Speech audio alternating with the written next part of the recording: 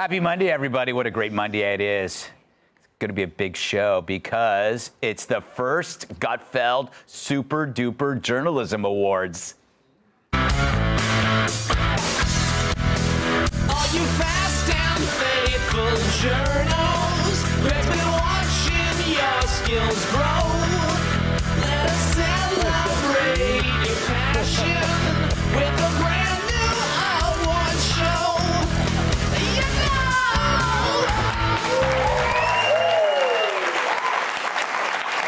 I don't know. So this is where we honor writers who impress us with their brave journalistic pursuits. And tonight's winner, we get right to it, Jeremy Bailey, a writer for the rap and entertainment website. On Friday last week, he broke a major story about a famous TV anchor saying something shockingly disgusting to a co-anchor. I believe we have tape of what actually caused the uproar. A lot of these homeless services that are getting a lot of money, more and more money, it's not working. The solution is in listening to the homeless, like the woman who says, we are spoiled, we need tough love, or we're never going to get off the street. Greg, what do you think about that approach? I agree with everything the little lady says, and I'm sorry about the cart. Now, did you catch that? Panelist Greg Gutfeld, otherwise known as me, referred to Dana Perino as a little lady. And talk about a microaggression. Here's a quote from Bailey in the rap. Perino and Gutfeld often trade witty barbs and banter, but Perino is also a veteran news anchor whose career dates to a stint as the White House press secretary during the G.W. Bush administration. While it took her a beat to register Gutfeld's reference to her as the little lady, she laughed it off and she continued. Now, you'd think that I just told Dana to take off her shoes and get in the kitchen where she belongs. Which, by the way, is what I say to Jesse every day. But apparently the writer was shocked at Dana's response, which he described as, quote, unfazed. Yes, unfazed, like she's a war reporter continuing a live hit while bombs are raining down. What an ass. So what was she supposed to do? Fly into a rage, slap me across the face, even when she knows how much I like that? So why doesn't she care? Well, the reporter could have answered it himself if he knew the topic he was writing about, but that would require journalistic ability. So why should she be unfazed? Would she be unfazed over being called a little lady? She flunky, you must be tall sign at an ant farm. She's small enough to be a stocking stuffer. An oven mitt is her sleeping bag, and nothing slows her down except for glue traps. And I've seen Chihuahuas carry her in their purses, and always make sure she's not in your pocket before you wash your pants. And her above-ground pool is an empty Cool Whip container. She was the bride figurine on her own wedding cake, and her pronouns are teeny, tiny, and itsy bitsy, and she's always picked first for limbo, and she's used to being under the microscope when having her clothes tailored. She goes sledding on a pink eraser. She proves good things come in small packages, especially when she's smuggling heroin. Breaking news, a woman can take a joke. Anyway, not deterred by this sordid history, the writer, knowing he had the scoop of his lifetime, actually reached out to Fox, our company, for comment. And that went right to our Gutfeld complaint department. Hey, Joe, we got another request for comment. I really need you to take care of this, all right? I'll get right on this. Thank you.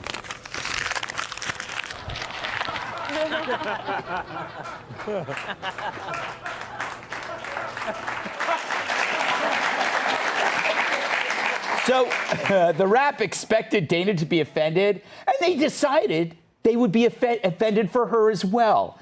But how offended was she really? Well, we go to Dana for comment. Hey, Jeremy, if you think that's offensive, you should hear what I call Greg in private, like how he's a no-talent chicken full of horse.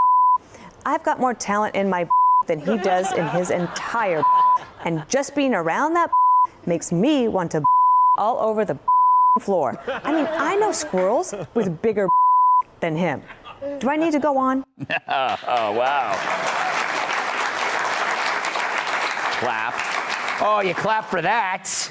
Now, being fair and balanced, unafraid, and also gorgeous, we went to Jeremy for a comment, right? Because that would be fair. Yes, we actually reached out for a comment on him needing to reach out for a comment, and we tried to review his other writing to see if it's parody or if he's always this stupid. Here's the actual email we sent, and so far, there's been no response. So what a perfect microcosm of the current journalism landscape. People who don't know what they're talking about trying to create a scandal off a single throwaway line. That's journalism. But it's not just them. Yahoo News reprinted this story. And I know what you're thinking. What's Yahoo News? But there's a whole ecosystem of stupid lefty takes. It's like a terrarium, except the reptiles are even uglier.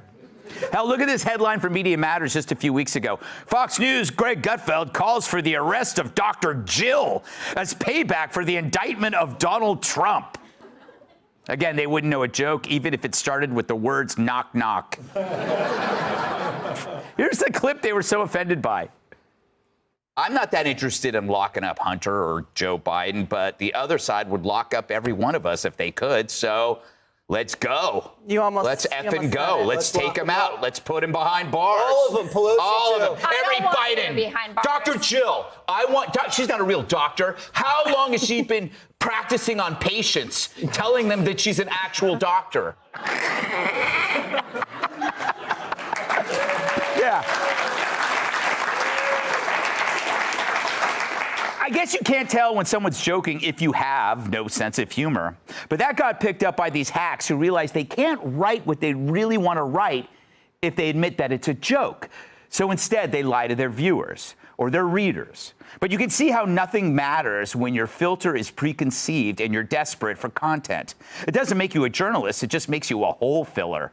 Wake up, fill a hole, go home, cry yourself to sleep. You know, you'd be a lot happier if you worked on potholes. At least there, you'd have something to be proud of at the end of the day. And this ain't it, Jeremy. Let's welcome tonight's guest. He was on SNL before it stood for Sorry No Laughs. Comedian and host of the new Fox Nation stand-up show Woke Up in America, Rob Schneider.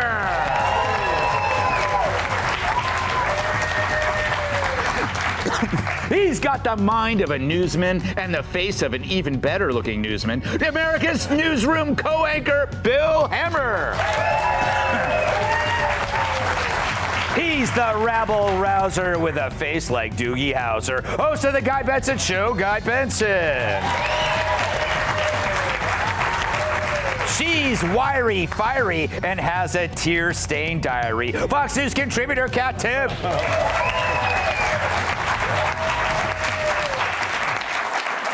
So, Rob, I'm trying to figure out what kind of connotation is there to little lady that I somehow missed? I mean, can you imagine watching that and deciding that this is a story that requires following up on? I just think three-fifths of this group we have here are all insulted by what you did. Yeah. No, I think, first of all, I didn't realize that Dana was a midget until this whole episode happened. I think we call them little people now. Well, I don't know. You know what, though? What's interesting is that, little people live a lot longer. You know what you never hear? The NBA 7-foot basketball player turned 100 today. Yeah, it's true. You didn't hear that. They're already tiny. They're always tiny people. You know why? Yeah, I think it's because, you take these smaller steps, so there's no science there. No, not at all. Hemmer, you're a journalist. Yes, you claim to be one.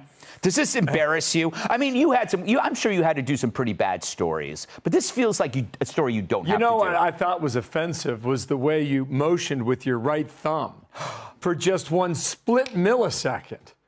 I mean, that was the offensive act. Why? Now, why is that offensive? Well, I just saw it in the replay, and I saw the write-up on it. I thought, well, he's on to something. Do you think this was a subliminal alt-right symbol that I was doing with my hand? Ooh, now that only you can answer that. I'm saying it's a signal.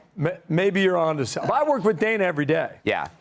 Yeah. And she's convinced she's taller than you. No, she does. Some people are convinced they're like the wrong gender. I mean, if she wants to identify as 5'7", that's her right. But she's 4'11".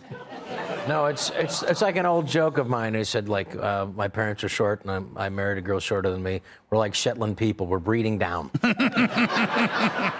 She also wouldn't need to be 5'7" to be taller than you. Why? You need to be like 5'5". Why is this turning into an attack on me? Didn't we have this the argument already on Friday? What? Were you here on Friday? Yeah, you were. Always here. Yes. We did an entire round on my height. I'm always here, and you've said way worse stuff to me than that every single day. Yeah. Why does Yahoo News never get upset on my behalf? Because you're not a veteran. I would love to be called little lady. It's always like mentally ill, alcoholic scarecrow.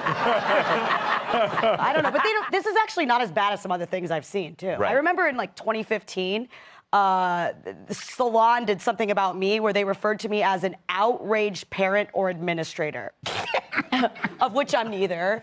And they didn't even have to Google it. They could have just rewound the clip that they were posting to see how I'm introduced. But they don't care. It's so lazy because they're like, oh, everybody hates Fox News anyway, so nobody will care. That's what they think. And they also realize nobody's going to check to see if somebody was making a joke. No. So they'll say like, oh, the one about me saying that Dr. Jill should be in prison was taken seriously by so many people, and it's because they didn't. But they don't watch the clip either. Oh, yeah. They just read the headline. Guy, I'm sure you had some like entry-level reporting jobs. Did you ever do anything like this? I mean, I feel bad that somebody has to do that for a living. Well, you actually avoided the key crime here, which was not calling her doctor.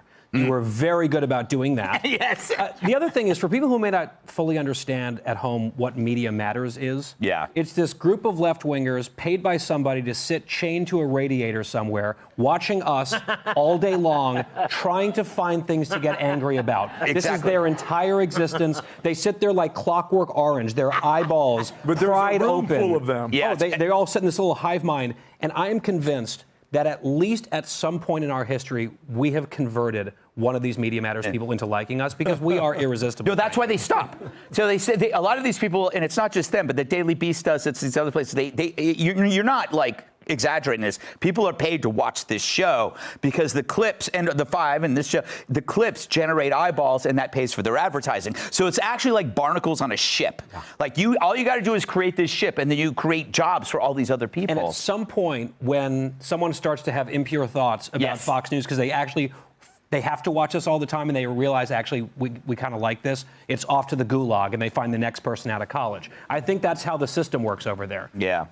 Well, I think you're correct, and I'm not going to call you a little lady. I